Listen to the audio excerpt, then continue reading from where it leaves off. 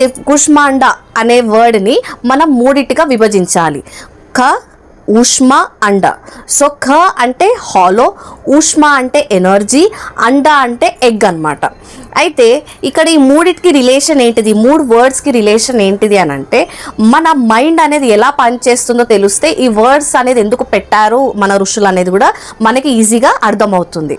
మన మైండ్ ఎలా వర్క్ చేస్తుంది, ఏదన్నా ఒక పనిని మనం చేసినప్పుడు ఏంటంటే లేకుంటే చేయబోతున్నా సరే చేస్తున్నా సరే ఆ చేసే ప్రాసెస్లో మనకి ఎన్నో థాట్స్ అనేటివి జనరేట్ అవుతూ ఉంటాయి అన్నమాట.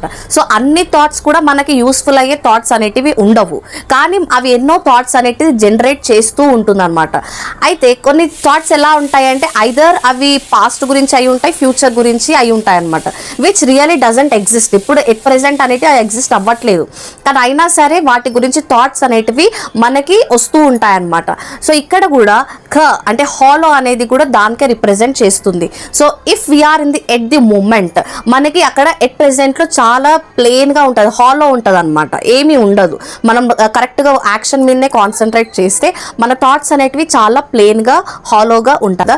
అయితే ఆ హాలో మీద బేస్ చేసుకొని మనము ఎంతో ఎనర్జీ అనేది యూటిలైజ్ చేస్తున్నాము. మన బాడీకి అయ్యే ఖర్చు అయిన ఎనర్జీ కంటే కూడా మన థాట్ ప్రాసెస్ మీద ఎక్కువ ఎనర్జీ అనేది ఖర్చు అవుతుంది అనమాట.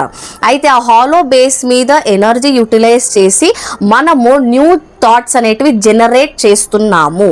అయితే మనం ఇక్కడ అండ అంటే ఎగ్ అనుకున్నాం. సో ఎగ్ అంటే ఏంటిది, మనకి అది స్పెరికల్ షేప్లో ఉంటుంది, ఏది స్టార్టింగ్ ఏది ఎండింగ్ అనేది మనకి తెలీదు. సో అది అనేది మనకి న్యూ థాట్స్ అనేటివి జనరేట్ అవుతూనే ఉంటాయి. సో స్పెరికల్గా రిప్రజెంట్ చేయడానికి ఎందుకు ఎగ్నే తీసుకున్నారు అని అంటే, సో ఇక్కడ ఈ ఎగ్ అనేది మన కాస్మిక్ ఎగ్ని కూడా రిప్రజెంట్ చేస్తుంది. ఇంకోటి ఏంటంటే ఎగ్ నుంచి మనకి న్యూ లైఫ్ అనేది జనరేట్ అవుతుంది, which is same as a new thought అనమాట. ఎందుకంటే థాట్ ఓన్లీ మనకి యాక్షన్స్ కిందికి కన్వర్ట్ అవుతాయి కాబట్టి మనకి స్పెరికల్గా ఉన్న ఆబ్జెక్ట్ని ఎగ్ కిందికి తీసుకున్నారనమాట. అయితే ఈ కాస్మిక్ ఎగ్లో కూడా ఏంటంటే న్యూ ఆబ్జెక్ట్స్ జనరేట్ అవ్వాలి అని అంటే ఫస్ట్ ఒక థాట్ నుంచే స్టార్ట్ అవుతాయి. సో ఇప్పుడు మనం